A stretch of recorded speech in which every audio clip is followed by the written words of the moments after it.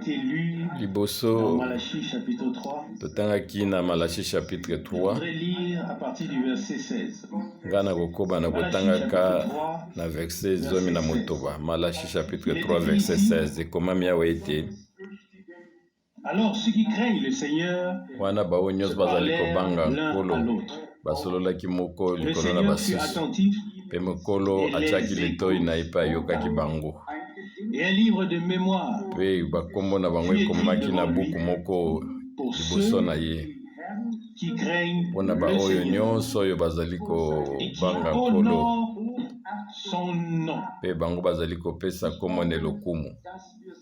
Je crois que nous pouvons dire que le nom du Seigneur, naza na kondima ete tokoki koloba ete nkolo kombo na nkolo n'est pas kombo na seulement yesu prononcé par nous, yango etatolami kaka na biso te, n'est pas seulement utilisé dans la prière, biso tozali mais kozwa yango kaka na que nous balosambo apprécions te, et que nous aimons le kasi nom du biso tozali Seigneur. kosepela na yango mpe Nous tolingi kombo connaissons wana mingi, sa signification. toyembi ndimbola Il n'y a nango. pas d'autre nom Ezali na kombo mosusu qui a été te donné aux hommes oyo epesameli par bato na se lequel oyo ils puissent être sauvés na si ce nzela n'est na son yango nom. bakoka kobikisama soki kaka kombo Il na est dit, nkolo ekomami verset ete 17, na verset il 17 est dit de ceux-là qui honorent le nom du elobi na Seigneur, baoyo nyonso il bazali est dit, Malachie 3, kokomisa verset 17, konetola kombo na ils nkolo seront na pour moi, Malachi 3:17 dit le bakozala Seigneur mpo des na ya armées, ngai yango elobi nkolo qui na bibele m'appartiendront bakozala le baoyo jour ya où ngai je mei l'accomplirai. na mokolo oyo ngai Oui, nakokokisa nguya na amen. ngai, amen. Ils seront pour moi une bakozala mpo na ya propriété ngai oyo particulière. ya ngai mei, Oui, c'est ce jour-là. ekozala na mokolo wana Ils m'appartiendront. bango bakozala Ou oyo ils ya seront pour ngai moi une to propriété bakozala mpo na ngai particulière. eloko Et moko j'aurai ya compassion motuya d'eux comme mpe un ngai père nakoyokela a bango compassion mawa lokola de tata son fils qui azali le sert. koyokela mwana na ye mawa oyo azali kosalela ye. Frère Zig l'a exprimé ndeko na biso preziki ye et alobelaki yango ce n'était pas la première fois. mpe ezalaki mbala Il a liboso exprimé te, des désirs. alobaki na biso Il a ke posa na ye ezali ete akoka kosalela Je nkolo crois que nous pouvons tous dire la même chose. mpe biso nyonso yali wana posa na Mais biso, on ne sert pas le Seigneur kasi uniquement tozali ici devant. basalelaka kaka Oui, uniquement nkolo ici te sur awa na la forme. etumbelu ya kati na libuto te na nsima ya On sert etumbelu le te, Seigneur là où nous basalelaka allons, nkolo epai nyonso biso tozali kokende, où nous nous trouvons. epai nini biso tozali to tovandi, Et pouvons être ebongi un témoignage à la tokoki gloire du kozala Seigneur. litatoli mpo Et si na tel est le lokumu na cas, nkolo. alors nous avons déjà presque Mpe accompli soki notre ezali tâche. ndenge wana oyeba Et ete si yo si Dieu okokisi a mokumba na encore yo, plus à nous donner, mpe nzambe akopesa biso ce que je liso souhaite koleka naturellement, sincèrement, oyo à ezali tous mes moteya frères, na ngai, posa na ngai etapesa biso fondamentalement tous nyonso les frères na bandeko qui nyonso ont le kotalelaki désir de baoyo servir nyonso le bazali Seigneur na non posa ya seulement dans kosalela des nkolo petites choses, mais kaka na aussi makambo na dans des mike grandes te, choses. kasi na Alors makambo qu'il en susu soit minene. ainsi. Mais Tikati yango je vous ezala en prie, obendengo wana, kasi que nazali les autres kosenga bino n'oublient pas ete bamisusu de bakoka servir le kobosana te, Seigneur, ete kosalela nkolo suivre Jésus-Christ. to kolandela Ne yesu, se fait kolanda pas yesu seulement le kristu dimanche et pas seulement esalemaka ici kaka te mokolo na yenga devant la to chaîne. awa na Ça commence au etumbelu. moment où nous avons Yango donné ezali notre kobanda vie ntango yo à opesi Dieu, bomoi no epai na consacrer notre nzambe, vie à Dieu. yo Et mipesi là où il mobimba nous a epai na placés, nzambe, nous voulons mpe le esika servir oyo ye atie yo et yo être ebongi des tosalela ye témoignages par mpe grâce. ozala Amen. litatoli na ye na nzela Je voudrais ngolo. lire un certain Amen. nombre de passages bibliques nakotanga mwa mateni ebele ya au sujet de makomi, ce grand événement de l'histoire du nakotalelaka salut likambo munene ezali qui a na commencé ntina le oyo vendredi saint mwango na lobiko ebandaki mokolo ya vendredi saint jusqu'au to mokolo ya dimanche. mitano ya babengi mosantu mpe mokolo ya yenga ya N'avait aucun pasika. moyen toyebi de ete venir à bato Dieu, bazalaki na ndenge de mosusu to ya s'approcher de kozongisa Dieu. epai na nzambe to Ils ont été kopusana na chassés ye. du paradis. Bango babenganaki bango Et kuna l'ange na avec paradia, l'épée mpe mwanze tournoyante na mopanga na yo ezalaki kongela, gardait l'entrée du paradis. azalaki kokengela epai nini ya kokota na paradis, Prendre mpona ete et bango ebongaki manger ete de bakoka l'arbre kozwa de vie mbuma ya dans un état de nzete oyo na péché bomoi et te na ensuite ndenge vivre bango éternellement bazalaki dans cet na état. masumu mpe babika Dieu ne libela le na veut pas. ndenge wana. Nzambe Vous pouvez asepelaki lire ndenge dans wana te. Genèse, bokotanga yango na mokanda ya chapitre 3. Genèse, kotalelaka chapitre ya misatu to Il est écrit chapitre ici, 3, ekomami à boye partir du ete verset 21, kotalelaka ou bien verset je 21 lis à zo partir du mibale na verset moko 22. Genèse to na 3, verset kotanga 22. na Et Dieu le Genèse 3 Seigneur dit, 22. Mpe Nzambe Nkolo alobi ete tala ete moto akomi lokola biso na lolenge ete azali kososola oyo ezali malamu na oyo ezali mabe. Kasi sasa yipi ebongi ete ete ye azwa liboko na ye mpe akoka kozwa lisusu mbuma oyo ezali na nzete oyo na bomoi mpe akoka kolia yango mpe akoka kokoma lisusu moto akoki kokufa lisusu te. Omoni ete mpo na nini yango ebongaki kozala boye ete akoka kozwa loboko na ye mpe akoka kobuka nzete oyo ya mbuma oyo ya nzete oyo ya bomoi. Mpe Nzambe abenganaki ye kuna na elanga na Edene mpe akende kosalaka bilanga na ye epai na mabele oyo babengaki ye. Mpe bokoki kokoba na kotanga bokomona ndenge nini basheli bo bazalaki kobatela kokota na paradis. Liboso ete Nzambe abengana bato ya liboso na paradis, bato oyo bazangaki botosi bango balekaki na esika na bakomaki na maboko ya moyini mpe bango bakweyaki na kufa. Liboso ete Nkolo abenga bango na paradis, ye alatisaki bango oyo ezali bilamba ya baposo na nyama. Mpe liboso ya kozwa baposo banyama oyo ezalaki ete banyama mibale bango bakufaki, makila esopamaki mpe Nkolo azwaki oyo baposo mibale mpe alatisaki Adamu na Eve mpona ete liboso na yango bango balingaki bomba osode na bango na bamakasa ya figie. Yango elakisa ete oyo biso tozosala biso moko na makasi na biso eza na motuya te, kaka Nzambe azali kosala yango nde eza motuya na miso na ye. Oyo tozali kosala na makasi na biso ezosenga ete ezomema biso tokende kobomba na miso na ye. Kasi soki toye epai na ye, ye nde akolatisa biso, nde akolatisa biso. Wana soki totali na makomi totangi tolandisi yango na Luc 24 epai nini Nkolo na biso kuna na ikulusu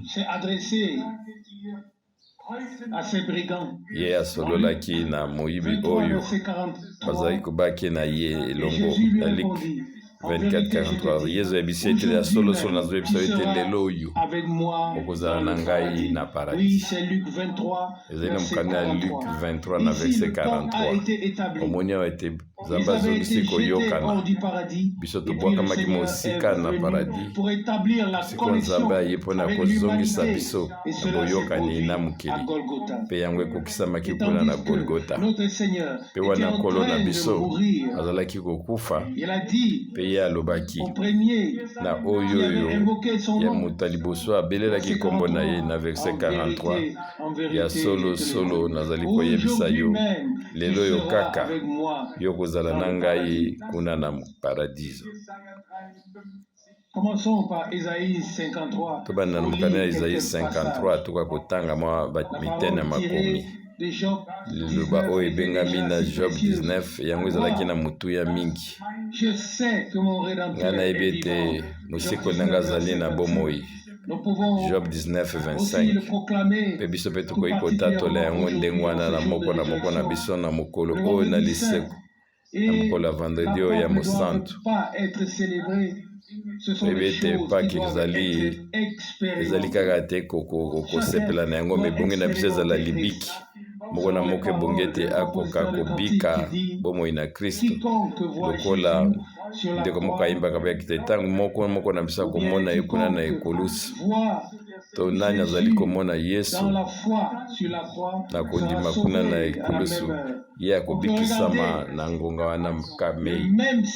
Tokoki kotala Nkolo moko wana mpe moko na moko azala na makanisi na ndenge na ye na ntina na ye, kasi oyo nyonso azali komona Yesu na nzela ya kondima kuna na ekolusu ye akobikisama na ntango wana mokaka.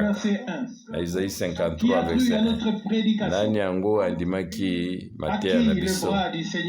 Na nzela ya nani loboko ya Nkolo emonisamaki?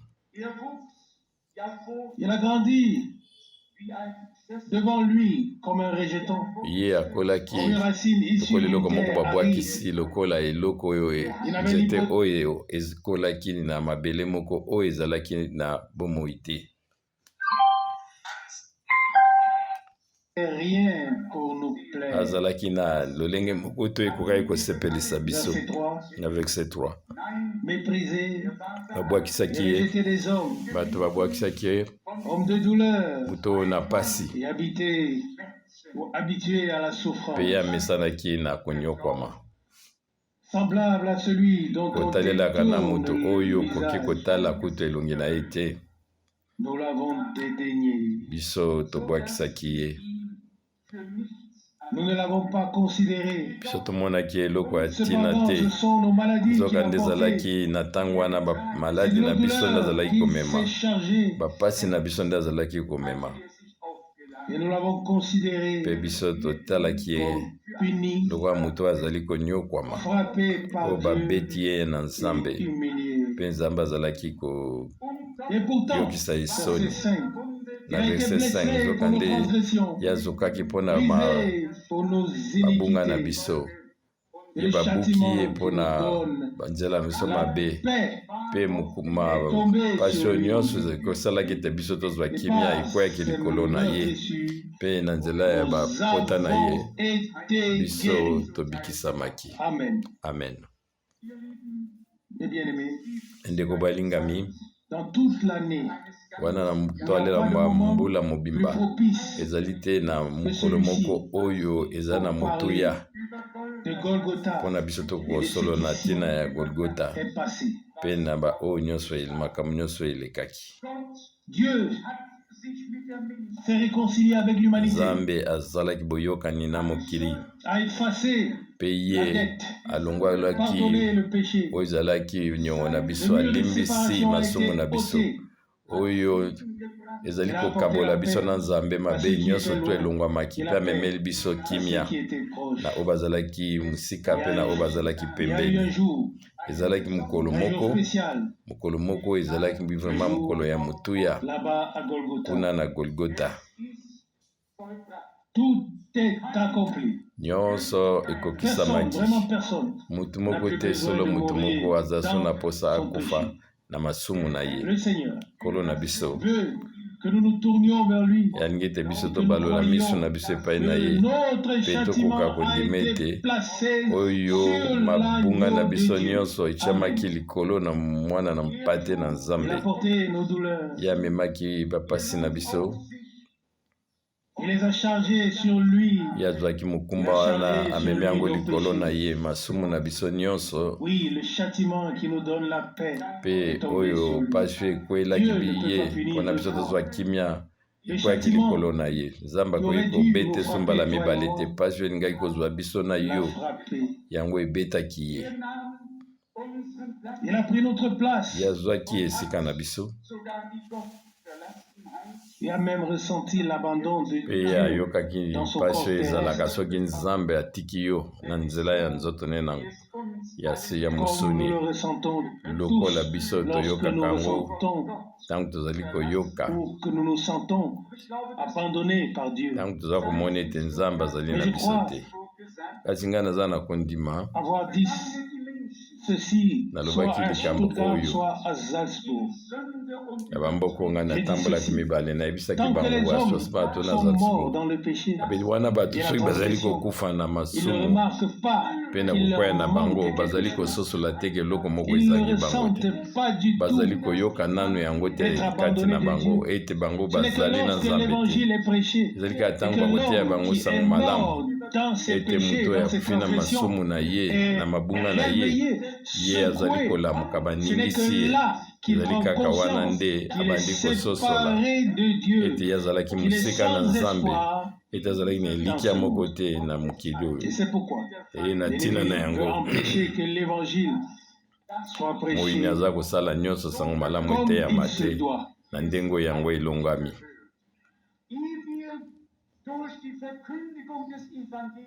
Avant de pouvoir présenter l'offre divine de grâce par la proclamation de l'évangile, le jugement divin par la proclamation de l'évangile. onesima tokoka kokota na koyoka iloba na nzambe kaka baoyo bakweyisami nde bakoki koyokela bango mawa kaka mutu oyo azali na mabunga nde bakoki kokweyisa ye biso twaki baoyo bakweyisamaki mpe nzambe akweyisaki mpe biso ebongi na biso tokoka kososola likambo wana poni ete ezali esika wana ezali epai nini bato bazali kosala mwa libiki moke na nzambe nanu basimani te na mitema na bango liloba ekoti nanu katikati na bango te na elimo na bango te bango basosoli na ndenge moko ya moke na ndenge moko ya moke makambo na nzambe na mayele na bango mei kasi bango babiki yango na kati na motema na bango te na ntina yango biso tozali kozongisa matoni na nzambe mpona bite ya nzambe oyo tozali koyoka ya pe ya solo boso liloba na nzambe liboko na nkolo ezali koya likolo na biso nzambe moko azali kolamusa biso mpe biso nzambe asosolisi biso oyo ezali lisumu na nzela ya molimo na nzambe mpe tozoyoka pasi wana epai nini biso kweyaki mpe tozali koyeba ete ezali nde masumu na biso mabunga na biso yango nde ememaki nkolo na biso kuna na ikulusu mpo na ye akoka komunyokwama na esika na biso. Et alors, deux choses nous apparaissent wana makambo moke ezali komonisama mena na munene nango nyonso komona bolingo na nzambe mpe ngolu na ye tolo komona ete nzambe alingaki biso mingi wana biso ozalaki ata na makoki ya kozonga epai na ye te nyonso to ekangamaki lolo ekangamaki ezalaki ekuke moko te ekokai kofungwama kasi nzambe ye moko azwaki akomaki mutu ye akomaki Emmanuel mpe ayaki na nzoto na sunu meme nzoto moto ya liboso mpe biso nyonso tu tokweyaki biso bita na mokili na nzoto na musuni ye amemaki nyonso mpe ye agangaki nzambe na ngai nzambe na ngai mpona nini yo obwakisi ngai me na pwana ntango elandi likambo ya mibale yaki koleka koyeba ete nzambe azalaki kati na kristo kozongisaka mokili na ye moko amen.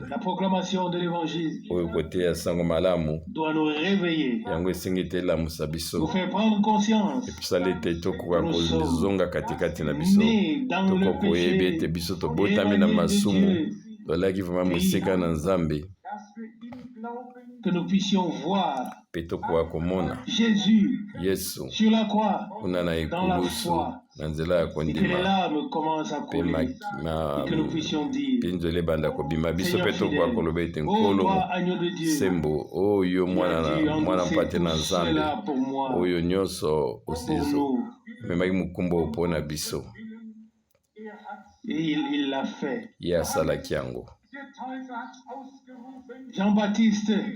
Jean-Baptiste a dit, voici l'agneau de Dieu qui ôte le péché mwana mpate ya nzambe azali kolongola masumu na mokili ye amemaki ya masumu oyo ye asombaki yango nyonso mpo alongolaki yango mosika botika natangela bino na Isaïe 53 na verset 10. Isaïe 53 verset 10. Et il a plu au Seigneur de le briser par la souffrance. En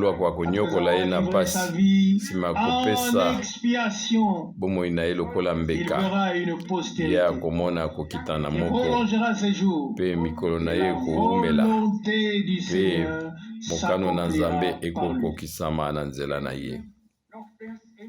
Si vous voulez lire aussi le verset 11, la la description de Gethsemane, verset 11, Isaïe 53, à cause du travail de souffrance de son âme, il verra le fruit et sera rassasié par sa connaissance. Mon serviteur justifiera beaucoup d'hommes en se chargeant komisa bato ebele malamu de leurs mpe wana ye iniquités. akomemaka mabunga na bango C'est accompli. yango ekokisami Dans l'histoire du salut, wana soki otali na mwango na lobiko yebi ete Golgota ezali oyo ya ebandeli mpo na mokolo na nkolo Frère Rousse l'a exprimé. mpe ndeko na biso rusa alobaki yango Exprimé que nous devons reconnaître le alobi jour ete et bongi na l'heure biso tokoka kososola mokolo mpe ntango nini biso tozali kobika ngonga nini tozali kobika nkolo alobaki nini na ntango wana Luc 19 Jérusalem, Jérusalem, Yerusalem soki yo mpe en ce lisusu jour qui na t'est ntango donné, oyo epesameli yo tu reconnais les choses qui yo ozali appartiennent à ta paix. koyeba makambo ezali ntina na Luc kimia na 19, yo verset 41. na Luc 19:41 Combien de fois ai-je voulu rassembler tes enfants mbala boni nga alingaki kosangisa bana lokola soso asangisaka bana na ye mpe yo oboyaki yango en venant ici? C'était déjà dans la ville de Zurich. awa tomoni Aujourd'hui, Frère ete Kupfer était mon na chauffeur. ville ya Il Zurich m'a dit, Frère Franck, ndeko quand kopa azalaki nous chauffeur regardons na ngai abi ete nous ntango voyons que tozali les gens kotala servent kati au na milieu de biso nous.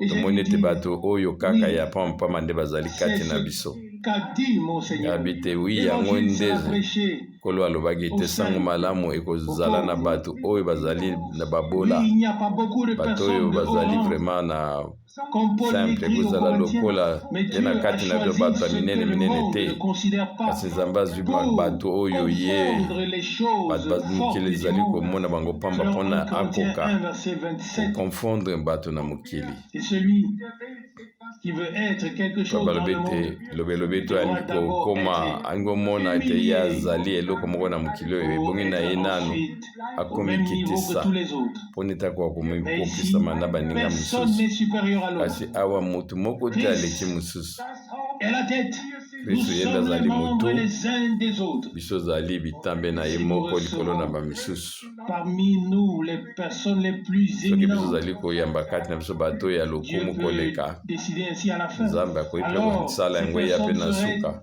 toutes me bato wana dispersées bango parmi nyonso nous mpe belobi ete et bakozala n'auraient katikati pas na de place biso particulière bakopanza dans bango l'assemblée. mpe kati na Vous pouvez en lisanga être sûr. bakozwa vraiment esika Nous nous moko ya bokonzi repartirons te tous yebi ete biso nyonso comme il se doit. Les tokotambola personnes na lolenge portant moko des choses motu particulières moko ici te à akomema makambo minene minene Dieu awa a merveilleusement kati arrangé na toutes biso choses nzambe et il abongisi exécutera makambo son nyonso dessein mpe avec akokisa mwango na l'humanité. ye na Les prophètes mokili en na ont ye parlé, tout basakoli comme le balobaki prophète yango Isaïe a parlé lokola du toma jour Ezaïe qui devait prophète mpe venir, du alobaki jour Ezaïe du alobaki salut qui devait abai ete venir. mokolo na lobiko Isaïe ekoya chapitre 49, kotalelaka Ezaïe verset 49 na verset 8 ainsi a parlé le Seigneur. na lulingo ya Isaïe 49, ndekolo verset 8. alobi Au temps favorable, na ntango je ye t'ai ekoki exaucé, ngai nazongiselaki yo le jour eyano du salut, mpe na ntango na je t'ai lobiko secouru, ngai nayaki je t'ai mpona gardé, kosunga yo ngai na je t'ai établi pour batelaki traiter yo alliance mpe avec ngai le peuple. natiaki yo mpona ete tozala na boyokani na libota Ceci est le jour du lelo oyo salut. ezali mokolo Nous na pouvons le lire lobiko dans l'épître aux tokoki Corinthiens. kotango na mokanda bakorinto Je ne suis pas vraiment préparé à cela, ngai mais na mibongisaki na ntina na la yango te deuxième épître kasi aux tokotali Corinthiens, na au oyo chapitre ezali 6, na kiteni mibale ya 1 Corinthiens 2 chapitre Corinthiens 6 chapitre 6, 2 Corinthiens chapitre dans la 6 deuxième partie du wana verset 2, kotalaka na mwango oyo elandi ya mibale babi ete na je ntango t'ai ekoki exaucé, et au jour du ngai salut, nazongiselaki yo je t'ai elongi secouru. mpe na ntango na lobiko ngai nayaki kosunga yo Est le temps mpe sasa ye mpe favorable, ezali voyez, ntango malamu omoni maintenant est le jour lelo du oyo salut. 2 ezali Corinthiens mokolo na 6, lobiko verset 2. 2 Corinthiens La kotelaka parole 2 du Corinthiens prophète 6 na Malachie verset 2 nous a été liloba na ye lu au mosakoli sujet du Malachi jour yango du esololaki Seigneur qui biso na ntango viendra oyo ya et nkolo brûlera ekoya comme une fournaise. mpe yango ekozikisa Lorsque lokola le jour du makasa salut aura oyo ekauki wana ntango mokolo na lobiko ekosuka yeba ete mokolo na nkolo ekokweya likolo na baoyo nyonso bandimaki te mpe bango bakozala lokola makasa oyo ekauki mpe mikolo ezali koya bakozikisama mpe ekotikala kaka bango putulu. Kasi na Golgotha boyokani ya sika ekotaki na mosala mokolo na lobiko ebandaki mpe yango ezali kokoba na suka. Esengo na bato oyo bazali koluka lobiko wana ntango lobiko ezali. Esengo na bato oyo bazali kobondela Nzambe na tina ete bazwa ngolu wana ngolu ezali. Esengo na baoyo bazali kobeka kobelela ye na ntango oyo ya lobiko elakisi ete lelo ete Nzambe azali kotia mpe mokolo moko lelo oyo boyi kotango mokanda na ebelo wana ekozala kiteni ya buku na biso ya mibale na Hébreux chapitre 4 koma ete Nzambe asi abongisi mokolo moko oyo babengi yango lelo, kasi mokolo moko oyo babengi lelo koloba ete par David si longtemps après, comme il est dit plus haut, lokolo ekomami na mwa likolo lelo oyo soki bino bokoyoka mongongo na ye boyesa mitema na bino ekenze te. Tokende na mbonsakoli Oze mpe tokoya kotala ete lisumu yango ekoki kaka te elimbisama mpe mabunga ezipama me yango mpe ezali na katikati ya likambo koyoka na bolimbisi ngolu lobiko kasi ebongi na biso kokende liso mosika poni ete Nzambe alobaki ete mokolo bino bokolia bino bokokufa na Genèse 2:17. Liwa ebongaki ete yango elongama yango mpe Nzambe ati abongisaki yango na liloba oyo na lisakoli kotalelaka Osée chapitre 13 na verset 14. Osée 13 verset 14. Osée 13 na verset 14. Ngai nakokangola bango na nguya oyo ya liwa mpe ngai nakosomba bango na kufa. Bososoli yango ezali nini? Bolimbisi ngolu ya solo boyokani ezali iyo me koleka lisusu ebongi na biso tokoka kokoma mpe toloba ete kufa wapi makasi na yo lifelo elongano ezali wapi lokumu ezonga na Nzambe na biso oyo apesa biso elonga na nzela na Yesu Kristo nkolo na biso. 1 Corinthiens 15:56. Na Osée 13 na verset 14 nakokangola bango na nguya oyo ya kufa bango nyonso tu bakitaki kuna na kunda mpe bakangamaki ntina mokolo oyo lisiko eyaki kuna na Golgotha. Amen. Wana ete nkolo batiaki ye kuna na ekundelu totoloba ete nkombo nzoto na ye etiamaki kuna na kunda kasi na molimo ye abimaki ye mpe akitaki na bisika oyo eleki mosika na se kuna mpe ye akangolaki baoyo nyonso balaki bakangamaki mpe asalaki apesaki makabo na bato. Nkolo na biso alongaki liwa Osée 13 na verset 14 ngai nakokangola bango na nguya oyo ya kufa. Ezalaki na moto mosusu te oyo akokaki kolongola biso na kati na nguya oyo ya kufa. Bato nyonso batindamaki bakufa uta Adamu wana ezalaki ete kufa ezalaki kolonga likolo na bango kasi ebongaki ete moko aya oyo akokaki kokufa te na nzela ya molimo mpe na nzoto na ekokaki kokufa te na ntina ete akoka koleka kufa na mayele mpe abotola ye oyo ezalaki ebundeli na ye mpe abotola oyo ezali nguya na ye. Nyonso tekokisami na nkolo mpe mobikisi na biso tika ete nkombo na ebule ekokumisama ye mona boyikaki makambo nyonso mona Getsemane moto kino ezalaki kobima lokola makila ye Il a abundaki été semblable aux ye hommes. azalaki lokola mutu Il a enduré l'agonie. ye azabimonaki Comme mpasi doit oyo ya l'endurer kokufa un impie, un lokola homme pécheur. moto oyo azangi nzambe Il a pris la ntango coupe andi amère. kokufa ndenge azalaka ye Il amelaki a pris oyo sur oyo lui l'abandon. kupu ezalaki vraiment ya Il a bololo tout pris sur lui. nyonso oyo amemaki epai na ye nzambe abwakisaki ye mpo nete nyonso Pour nous sortir, ekokisama toi et moi, ete ngai na yo de tout tobima cela, na oyo nyonso nous wana transporter dans le nzambe amema royaume de Dieu. biso na Il bokonzi fallait na qu'il en nzambe soit ainsi. yango ebongaki ezala ndenge Osée wana 13, verset 14. oze Je 13 les na verset délivrerai de la 14 puissance nga de ces jours des nakokangola morts. bango na nguya oyo Il n'a na pas dit, liwa j'enverrai quelqu'un pour alobaki le ete faire à ma nakotinda place. moto moko te na Il esika est asala yango venu na lui-même. esika na ngai ye ayaki Il ye l'a moko fait. ye moko akokisaki yango Il les a rachetés de la ye mort. asombaki baoyo Il y nyonso a une parole merveilleuse basombami à la suite de Osée 13, na 14. kufa kotalelaka oze 13 Où sont tes 14 fléaux, ô mort? Où est wapi ta peste, ô enfer? makasi na yo kufa wapi mabunga na yo nyonso N'est plus quelque mpo na biso chose d'effrayant. liwa eza so eloko ekoki kobangisa biso te Mort, où est ton aiguillon? kufa Enfer, où est ta victoire? mopangano ezali wapi Je ne le dis pas à la lifelo légère. elongo na yo Je ezali le dis wapi avec un cœur sincère. nazozwa yango te na ndenge ya pete me nakolozoloba yango na motema na ngai Comme la ntango ngai plupart mpe d'entre vous le savent, nalekaki na le nzela ya kokufa 31 décembre wana ezalaki na 1980 le 31 au 1er décembre janvier na kokota 1981, na 1er janvier et qu'il n'y avait vraiment plus aucun 1981 espoir, mpe eliki ezalaki so te na ntina ya bomoi na ngai la plus belle heure de ma vie. ezalaki ntango vraiment ya Pas de combat ya contre la kitoko mort, pas de mpo na peur, ngai nazali kobanga liwa juste te de la gloire, ngai azali kaka komona nkembo eloko ya esengo mpe esengo koleka indescriptible, esengo moko oyo okoki kotatola yango te merveilleuse. ezalaki makambo malamu Mais kasi directement à droite, derrière pembeni na le ngai epai oyo maladi mosusu azalaki un homme ezalaki na incrédule motu moko azalaki qui na était dans le kondima combat te contre la mort. oyo azalaki Je me kobunda mpo souviens na encore très kufa bien de ces paroles.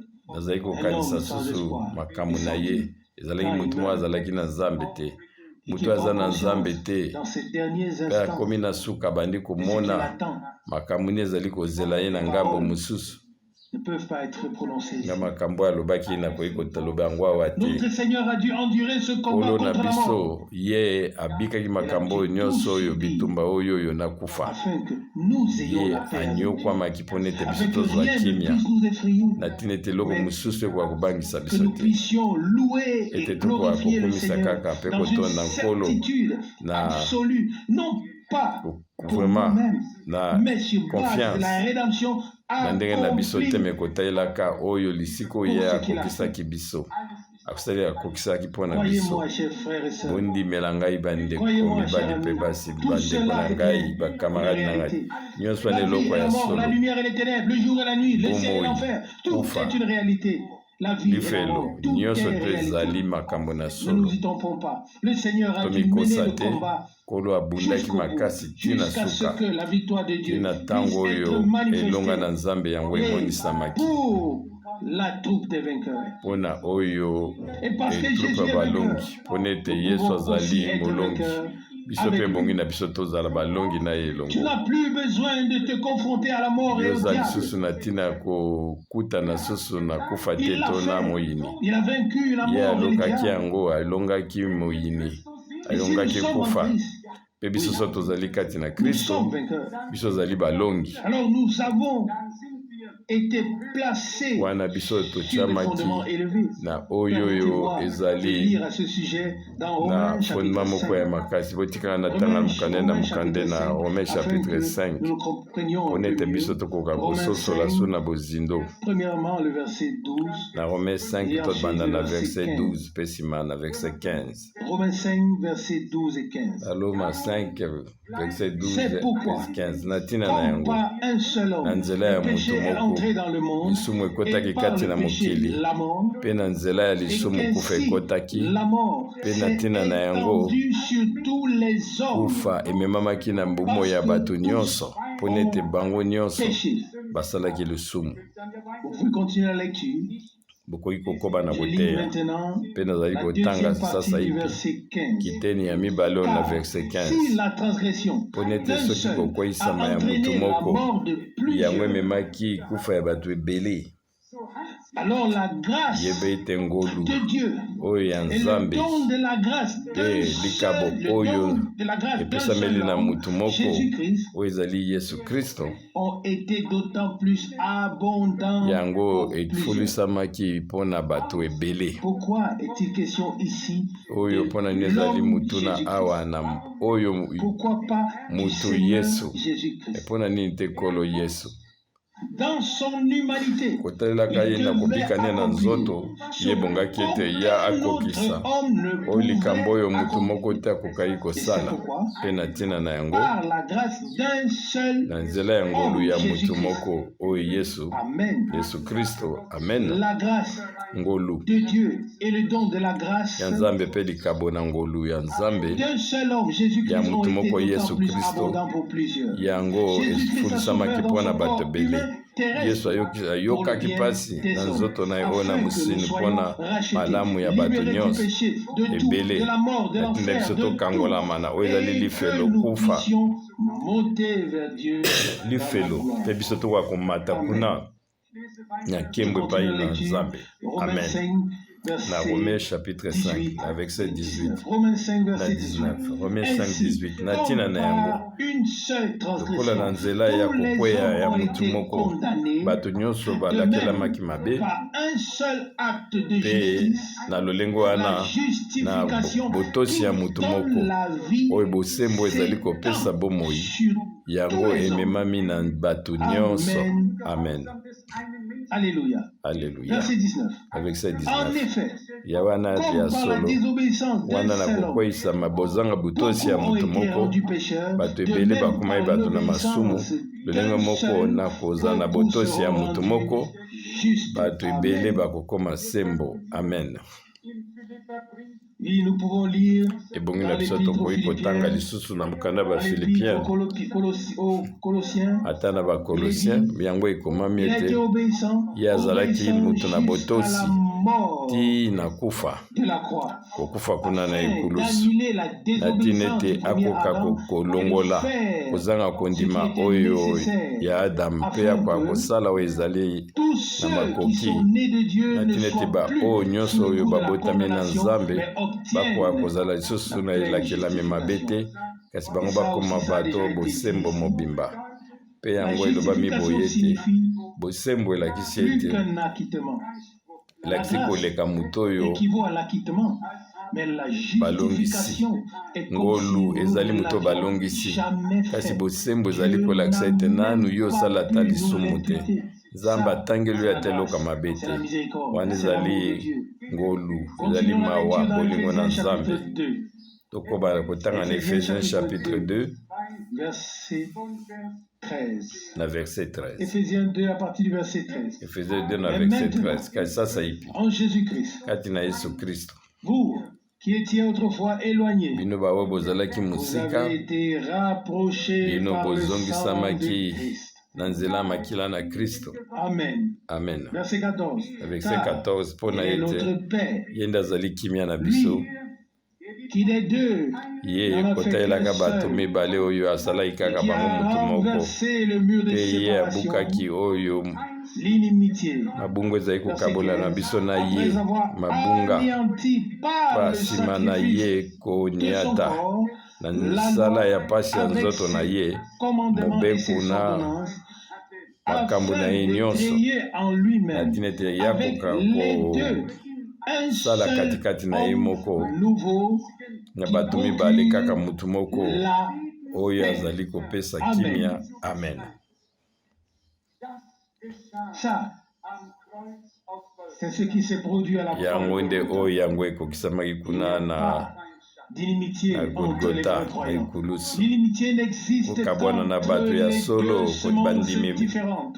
bozangi boyokani ezongaka Deux te semences différentes. kasi yango eza kaka toki mambomo mboto ezali mibale po alobaki ete ngai nakopesa kokabwana na bokitani na yo pena oyo ya nyoka ye akoswa yo na mukongo kasi yo konyata mutu na ye kotalela Genèse 3 na verset 15 epai wana nde bokeseni ezali komonaka momboto mibale lokola biso nyonso tomemaki na kokweya oyo biso mpe tozwi mpe tobiki avec l'inimitié car nous avons vécu na oyo ezali kokabwana na Nzambe kasi kubanda Golgota Nzambe azongisa biso kimia na ye lokola yango ekomami te lokola bato na sika biso zali sasa ibi biso tobongwanaki na bato na sika oyo bazali kopesa kimia oyo abotami na Nzambe ye azali kopesa kimia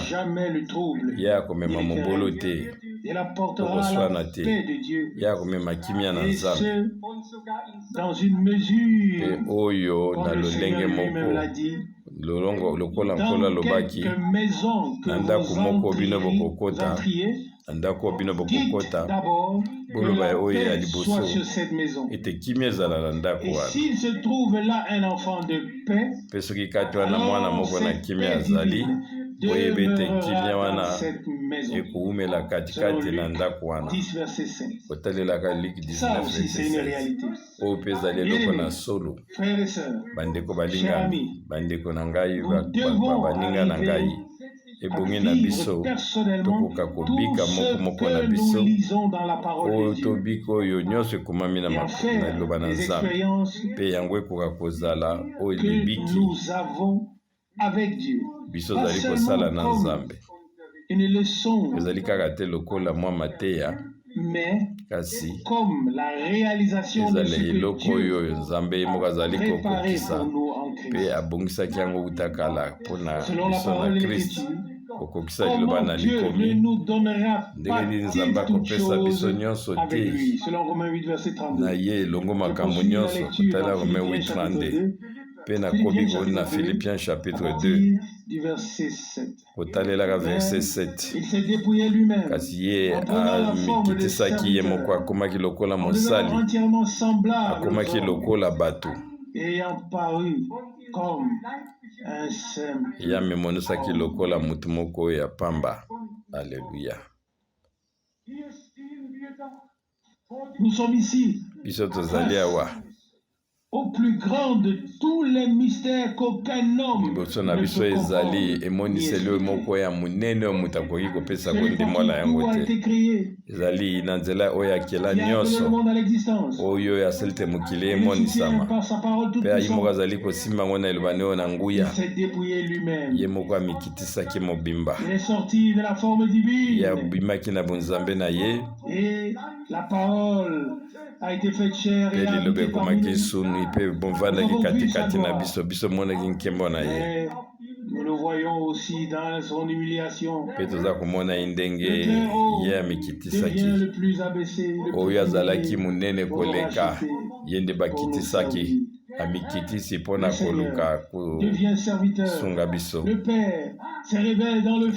Nkolo tata mimonisi kati na mwana akomaki mosali na tina ete ye amema o mokili na ye kozongisa ye na boyokani ya tata na mwana.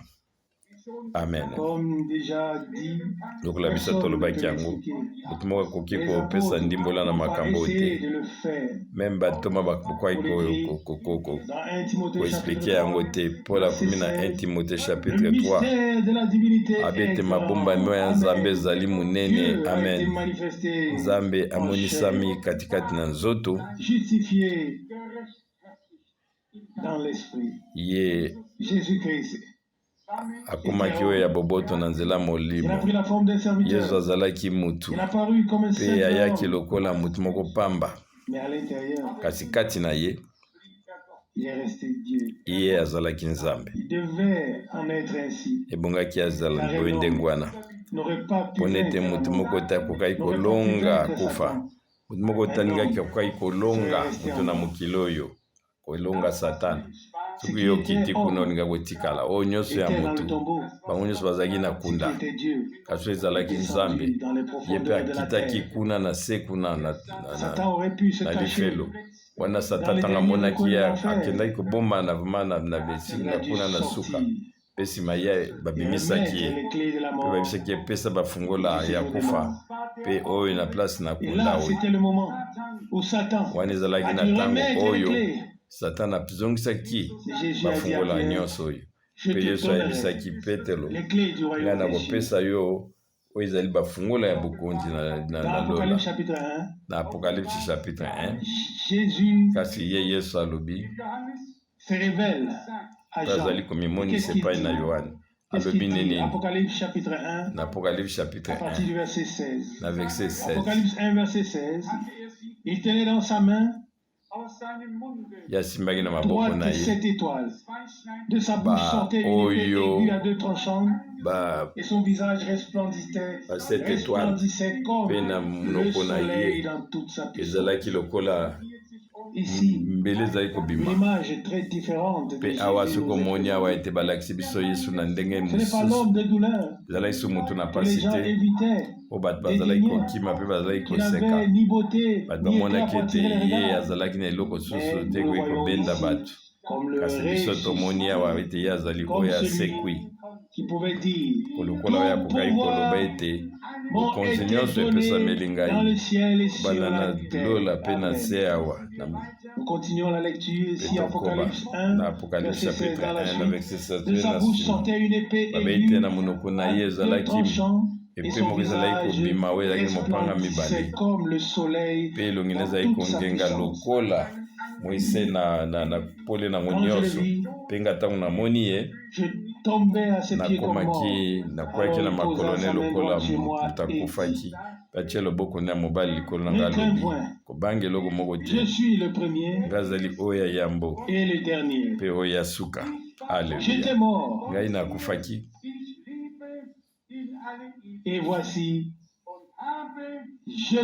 mpe botala sasa epi nazali na bomoi nazali kobika seko na seko ngai nazali mena bafungola ya kufa mpe na oyo ya kunda amen oyo ezali liloba na bule na nzambe moto moko te oyo nzambe asali ete amemama na nkembo akokita lisusu na se oyo biso tokokende epai nzambe abongisaki mpo na biso mpe tosi toloba yango nkolo na biso ye akitaki na se na ntina ete biso tokoka komata amen tozongela lisusu na Philippiens chapitre 2 mpe totangaki ete ye amikitisaki koleka kasi na verset 9 ekomami na ntina na yango nzambe atombolaki ye koleka likolo na nyonso mpe apesi ye nkombo oyo eleki nkombo nyonso na ntina ete na nkombo na Yesu mabolongo nyonso ekita ezala na lola mpe ezala na se mpe na se ya mokili na mai mpe monoko nyonso kakotatola ete Yesu Kristo azali nkolo kolandanaka na nkembo ya Nzambe Tata koleko koma ete memba oyo batobolaki ye na mopanzi bakotala ye mpe bakolela mpe bango bakozana komitungisa mpe makasi alingi kotanga mwa makomi moke otalelaka na 1 Corinthiens chapitre 15 poneto lelo oyo ezali mokolo oyo ezali ya motuya mpo na mwango ya lobiko ebongi na biso tobika Nzambe lokola ye azali kozela kotina na biso na 1 Corinthiens chapitre 15 kotalelaka verset 20 kasi sasa Kristo asekwi na bakufi lokola oyo ya yambo ya baoyo nyonso tu bakufaki na verset 21 onete kufi eyaki na nzela ya motu moko mpe lisekwa ya bakufi eye mpe na nzela ya motu moko bomoni awa ete ntango nyonso yango ezali komonisama bazolakisa biso ntina na Yesu Kristo lokola motu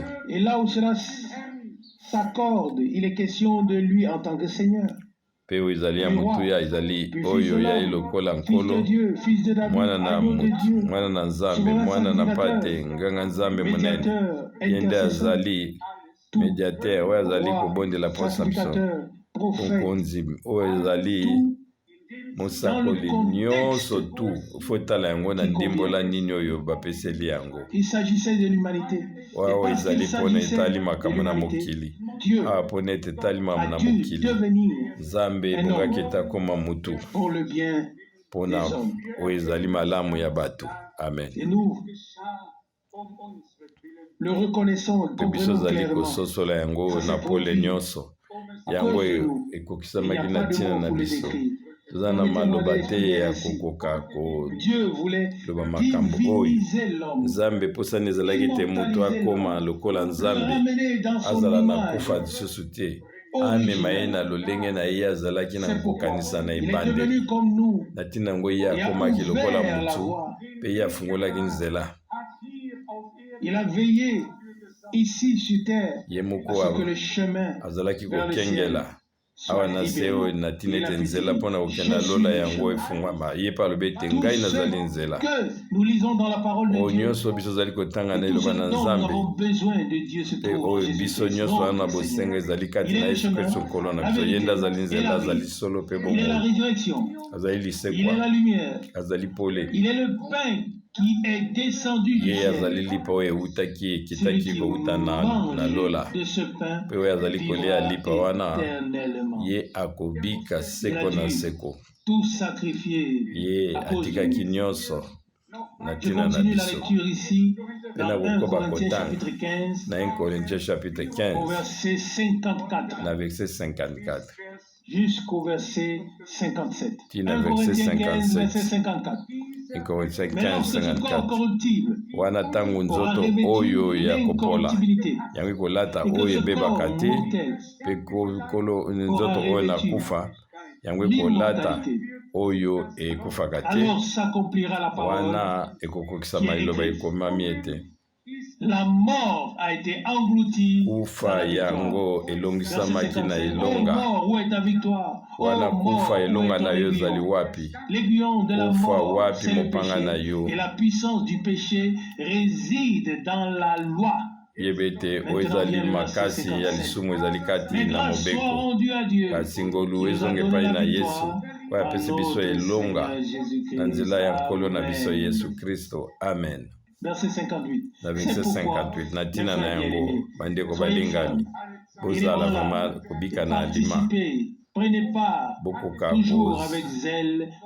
kosala na oyo ezali vraimen na makasi na mosala na nzambe nzambe asi akokisi yango yango ekoki te elekama esi ekokisama yango mpe ekoki ete kota katikati na biso na mitema na biso mobimba lelo ete sango malamu ya yesu kristo oyo abakamaki na ekulusu yango ebongi ete koma nguya mpo na nzambe mpo na yango ekomami ete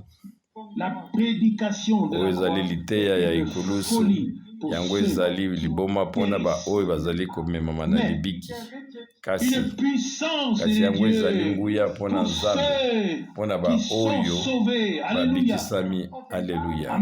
Amen. Aujourd'hui, la puissance de Dieu doit se manifester en tous ceux qui entendent l'évangile de Jésus-Christ. Il ne peut pas en être autrement. Voyez, il nous a également été révélé que Dieu a un calendrier pas terminé ici dans 1 Corinthiens chapitre 15 verset 24 ensuite viendra la fin car il remettra le royaume à Dieu le Père après avoir détruit toute domination, toute autorité et toute puissance. Verset 25 car il doit régner en tant que roi. 1 Corinthiens 15 verset 25 régner en tant que roi. Une question, quand régnera-t-il en tant que roi? Qui le sait? Dans le royaume millénaire. Il reprend le verset 25, 1 Corinthiens 15. Car il doit régner en tant que roi jusqu'à ce qu'il ait mis tous ses ennemis sous ses pieds. Verset 26. Le dernier ennemi qui sera détruit, c'est la mort. Car Dieu a tout ekozala kufa pona ete nzambe atie makambo nyonso na matambe na ye boyebi ete kufa azali na mosala na ye babotola ye deja oyo ezali mopanga na ye moto akoki kobika biseko na seko lisusu te na mokili oyo moto akoki kokende 80-90 ans to oleka moke kasi okumela so na se oyo te kasi kufa ezali sikoyo moyo nzambe apesi biso mpona komema biso epai tozali kokende soit yo ozali kokende na se soit yo ozali kokende na likolo yeba ete liwa ezali kochange eloko moko kati na biso te oyo akufi kozanga kondima ye bakomema ye na kufa ti kuna epai ye bato akozanga kondima bazali mpe oyo akufi kati na kondima kobanga lisusu te mpona ete yesu kristo azali lisekwa mpe bomoi kristo kati na biso mpe biso tosekwi mpona bomoi ya suka mpe toyeba ete kufa ezali na mosala na yango mpe azali kokokisa yango na malamu kasi moko na biso aza na posa te kwa kobanga liwa toyeba ete nguya ya liwa yango elongisamaki mutu moko te kati na biso aza na posa ya kobanga lisusu moyini te toza koyoka oyo bato baza koloba ete nzambe moyini azali diable aza makasi mingi ngai na ntango na bible te ngai na mokaba mokanda na bule ezolakisa biso ete alika na nzambe moko azali na nguya nyonso yeba ete satan akoki komema yo kaka soki azali kosakana na molimo na yo ezali kaka ntango yo ozali kondima makambo na ye okangami na ye mpo azali kokosa yo na makanisi yeba ete koleka wana koki kosala lisusu te koleka te soki yo boyi okangami na ye kasi soki otikali na kote ya nzambe yo kokumisa nzambe okoyembela ye mpe yo kokumisa elongo na nzambe lokola ekomami na bandako na bato na bosembo nangi natanga lisusu likomi moko na oyo etali lisekwi na Matthieu 28 mpe ntango mosusu tokokota mpe na Luc 24 lelo oyo biso ozali kosepela mokolo oyo ya ntongo yesu asekwaki na Matthieu 28 kotalelaka verset ya liboso. Après le sabbat, nsima ya basabata wana mokolo ya liboso ya semaine wana Magdala mpe Marie mosusu bakendaki kotala na kunda mpe wana bokotala koningana moko ya makasi ya mabele esalamaki mpona ete mwange moko ya nkolo yautaki na lola mpe yapusanaki ye azwaki libanga wana mpe atindikanga yango mpe avandi likolo na yango. lolenge na ye ezalaki lokola vraiment pole mpe elamba na ye ezalaki kongenga lokola neige mpe wana bato bayokengela bazali kolenga na kobanga mpe bakomaki lokola bato bakufi kasi mwange ayebisi basi ayebisi bango ete na maloba oyo bobanga te mpona ete nayeba ete bino bozali koluka yesu oyo babakaki na ekulusu ye azali awa te mpona ete ye asekwi lokola ye nde alobaki yango boya kotala esika nini oyo bango batiaki ye boya kotala esika nini batiaki ye mpe bokende koyebisa bayekoli na ye ete ye asi akufi abimi na kunda mpe ye azali kolanda bino kuna na galile ezali nde kuna bino bokomona ye lokumu epesama na nkombo ya nkolo na biso. ezalaki likambo moko monene oyo bandeko na biso basi oyo eloko nini bakokaki kobika ntango bamonaki mabele eningani mpe bayoki baza kokanisa nani akolongola libanga monene oyo ya tombo oyo kolobaki na kuna na baevangile kasi ntango bango bakomaki likambo esi esalamaki koningana moko ya mabele esalamaki mpe libanga oyo monene efungwamaki Pe moi javandaki likolo na libanga mpe azalaki kotala makambo nini ezali koleka. Yo mpe lokola yo ozali komitya basusi ozali kokanisaka makambo na yo ndenge nini yango ekozala. Yaka kaka epai nini Yesu azali mpe yo okomona oyo ezali kotongisa yo yango esi ekokisama.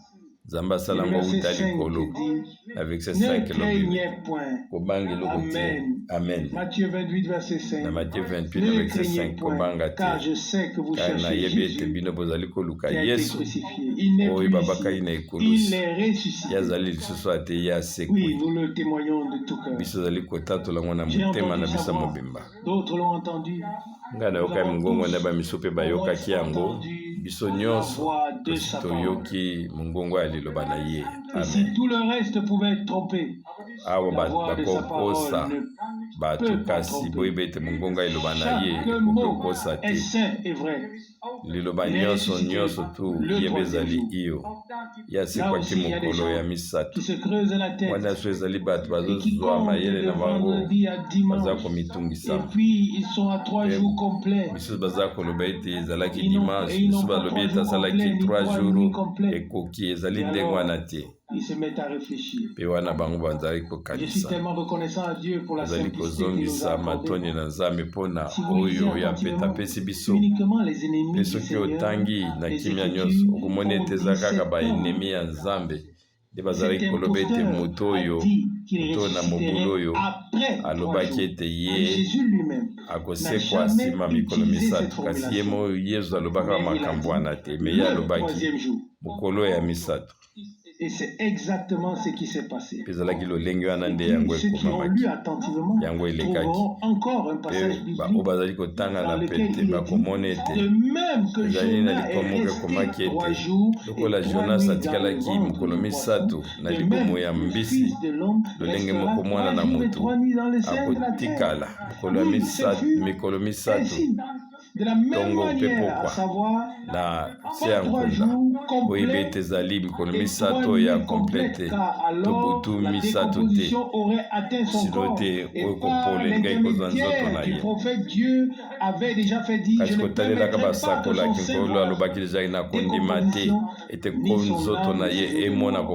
Psaume 16, l'écriture doit s'accomplir. Seul les sages se creusent la tête.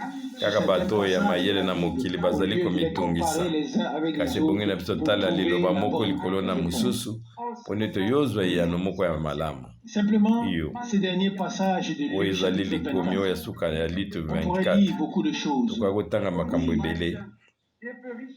Verset 5, pourquoi cherchez-vous le vivant parmi les morts?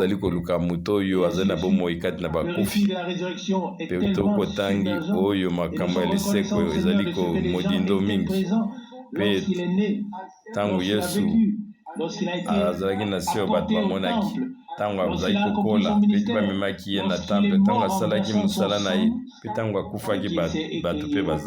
je remets mon esprit en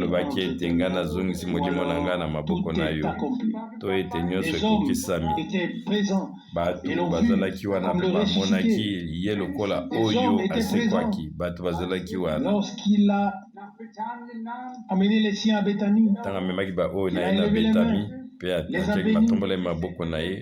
Et pendant qu'il les bénissait, il a été élevé au ciel devant eux. Les gens, les hommes étaient présents bato adengi wana bango nde bazali batatoli ya solo. Yesu alobaki ete bino bokozala batatoli na ngai. Acte 9 na verset 8 ezalaki na batemoin utakala otaleli Esaïe 43. Yesu alobaki Nzambe alobaki te bozali batemoin na ngai mpe boyi basali na ngo ngai na poni. Esaïe 43 na verset 10 na kondima na sika elobi ete bozali batatoli na ngai. Mpe nsima lisekwa na ye avandi au moins 42 jours bazali kosolola na bango na ntina ete bokonzi na Nzambe. Mpe nsima ye amemamaki kuna na lula. Mpe eza na bato awa na 20e siècle bazali koloba ete ete ndenge na bango koluka ezali komona te ezali koloba ete Yesu Kristo azalaki te na se oyo. Biso eloko nini tokosala na makomikomi ya bato oyo ezali ya motuya toyeba mwango ya lobiko ya Nzambe. O professeur boyeboye ya mokili akomaki wana etali biso te kozongisa matondi na Nzambe mpona basakoli mpe batoma na ye bapotre na ye moto aza na ntina ata yoka matatoli ya batemoin ya lokuta po bazali komimonisama na nsima me bango bazokoma na suka. Biso tozali na bato oyo ya solosolo bazalaki esika wana ntango bango makambo wana ekopisamaki bamonaki ndenge akufaki ndenge abimaki ndenge nini asimbi oyo bafungolo ya kufa mpe kunda na Luc chapitre 4 plus 24 wana ntango azalaki na mesa na bango asimbaki azwaki mapa mpe azongisaka matondi mpe apesaki bango. Verset 31. Na verset 31 mpe na ntango wana miso na bango efungwamaki bango bamonaki bayebaki ye kasi ye abungaki na miso na bango. Na verset 30 bango balobaki lisusu moko na moko mitema na biso azalaki kopunzapunza te ntango ye azalaki kosolola na biso na nzela oyo ntango tozalaki kotambola mpe ye azalaki kolimbola biso makomi oyo ezali likambo moko monene. Biso toyebi oyo nyonso lisolo oyo. Peu importe qui étaient ses disciples, ata ndenge nini oyo ezalaki bayekoli na ye yango etaleki biso te. Moko akomona ezalaki Cléopas oyebi te nkombo ya moko to mosusu bazalaki mibaleka Nzambe amimonisaki kati na bango lokola oyo azali na lisekwa. Atambolaki na bango bavandaki na ye na mesa moko ya kolia na bango mpe bamoni ndenge azali kobuka mapa na lolenge moko ndenge asalaki yango liboso te ye akoka konyokwama. Amen. Wana ntango ye avandaki bango na mesa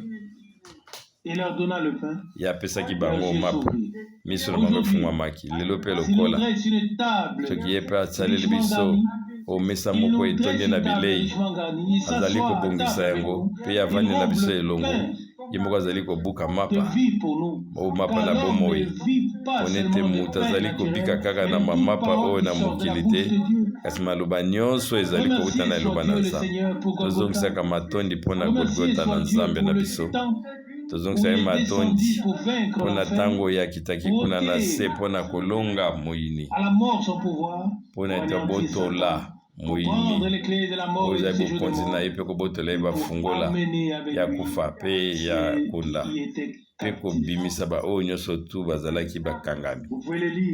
Koyi kotanga yango na Matthieu 27 na verset 51 ntango Kristo ye abakamai na ekulusu Bible elobi ete mabanga yango eninganaki wana bakunda efungwamaki mpe basantu mingi na oyo na ntango na kala basekwaki mpe otangi yango na bokebi neti omoni ete bakomi ete bango basekwaki wana ntango ye akufaki.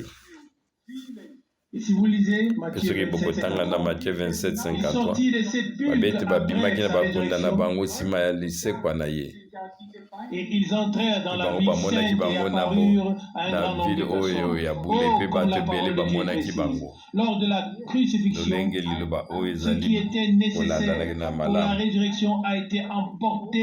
oyo mokolo ya lisekwa ya kobetama na ye konyokwama kolo ebete ye azalaki komama liboso akwaki kotika bango ete bamata mbala moko bongo ete bango bazela nano. Que frère Branham a dû voir cela dans une vision. Pendeko Branham amonaki bango mpe kotalaka ete baabraham mpe baoyo nyonso bazali kozela lobiko ntango kola kotaki na paradis balobaki ete biso ozali koyeba yo nde oyaki kotala ngai ntango ngai navandaki wana na nzete na ngai oyo ya baterebi ezali yo ndenge nasukolaki mapepi na yo basakoli nyonso bazali kozela mesi na Ancien Testament bazalaki na eliki oyo ya bomoi bango bazalaki kozela ete oyoyo mbeka oyo ya solo na solo mwana mpata sopa makila ya boyokani na sika atini ete amemela biso bomoi oyo na nzambe bango bazelaki mpe mokolo ekokaki mpe esengo ezalaki monene koleka poko akokanisa ete motu moko azali bakangi ye aza na prison nakotuna te nani kati na bino asi akota boloko tunani yango akota na boloko te kasi motuna na ngai Ma question n'est pas de savoir si vous avez déjà été en prison, mais ma question est de savoir si vous avez déjà rendu visite à quelqu'un qui est en est-ce que prison. yo soki enda kotala motu moko J'ai azali rendu plusieurs katikati visites à des na gens en toli prison. kuna La ngai dernière nasi visite na date d'il y a visite bato ebele environ kuna 5 semaines. bakanga bango oyo J'ai asuku intercédé ezalaki en na faveur semaine d'un oyo avocat ebongaki na ngai ndako ya qui était kosolo en na ntina prison. malamu ya ndeko moko azalaki Et na vous ne prison pouvez pas imaginer kasi bino ce que bokoki l'on ressent kososola te dans makambo une telle nini oyo bino situation. ozali komona Mon Dieu, pasi oyo ozali komona on ntango est ozali totalement différents.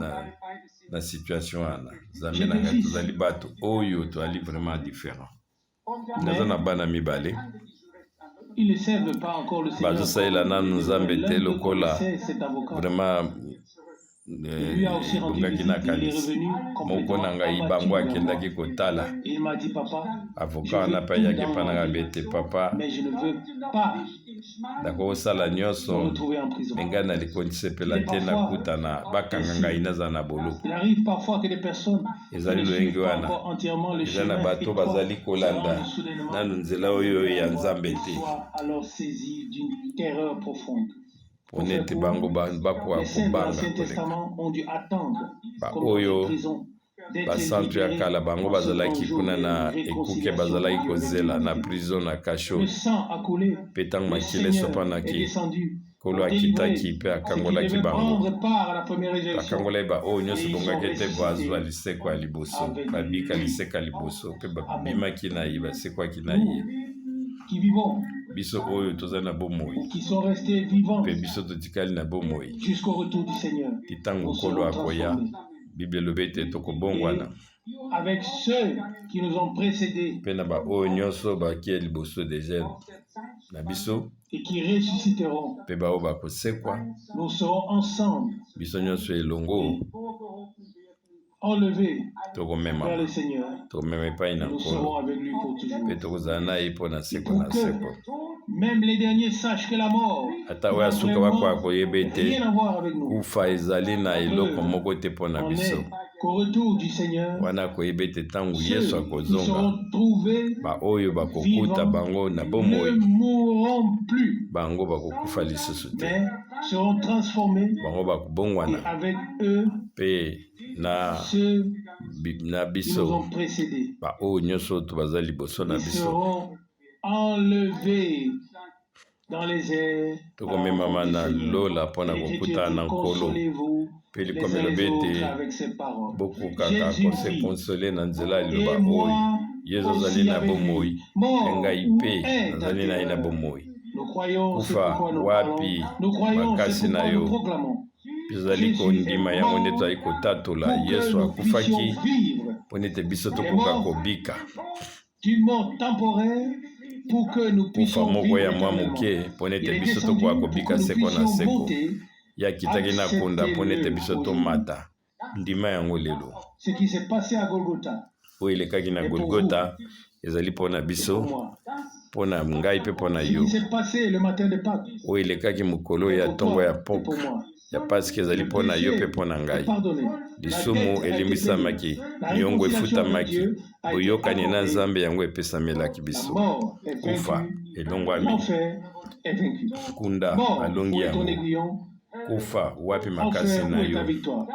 mpe lifelo wapi elonga na yo lokumu ezonga epai na nzambe oyo apesi biso elonga na nzela na yesu kristo nkolo na biso amen 1 Corinthiens 15:56 yesu azali molongi mpe biso azali balongi na nzela na ye mpe na elongo lokumu ezonga na nkombo na ye oyo ezali makambo ya solo mpo na bana ya nzambe nyonso tondima ye lelo na nzela ya kondima mpe tozongisa matondi na nkombo na yesu amen totelema mpe tokoka konetola ye tata na biso ozali no likolo outa na motema nanga mobima nazali kozongisa matondi mpo na mokolo na lelo mpo na mokolo oyo ya 24 heures biso tobiki na mokolo na lelo tobiki oyo na mokolo na lelo mpe tozongisa matondi mpo na mokolo oyo na ngolu mpe ya lobiko yo ozongisi biso na nzela ya liloba mpe biso tososoli ete litatoli na yo ezali misato liloba makila mpe moboi nzambe molingami tike tosala kati na biso na nzela makila ya mwana na pati na liloba na nzambe mpe na nzela ya molimo santo bimiselo moko ya kati ya sika kati na biso mpe sala ete kondima moko ya bomoi ezala kati na yo oyo azali na bomoi oyo asekwaki oyo alongolaki masumu mpe oyo amemaki mabunga na biso nyonso tukuna na Golgota yokomaki likabo mpo nete biso tokoka kobima oyo bazali libre tozongiseli yo matondi moto moko akoki kobomba mosika na yo te kasi nasengi yo eloko moko nzambe oyo ozali malamu tika tolamusa oyo na suka yo moko ningisa ye na nzela liloba na ye mpe na nzela molimo na yo mpo nete moko oyo abungi soki abikisami ebongi ete moto nyo akoka kososola ete ye abikisami mpe bagangela liboso na yo koloba ete bikisa ngai nkolo mpo nete ngai nakoka kobikisama nzambe molingami mobikisi olobaki ete ntango molimo ya solo ekoya akofungola miso na mokili likolo na masumu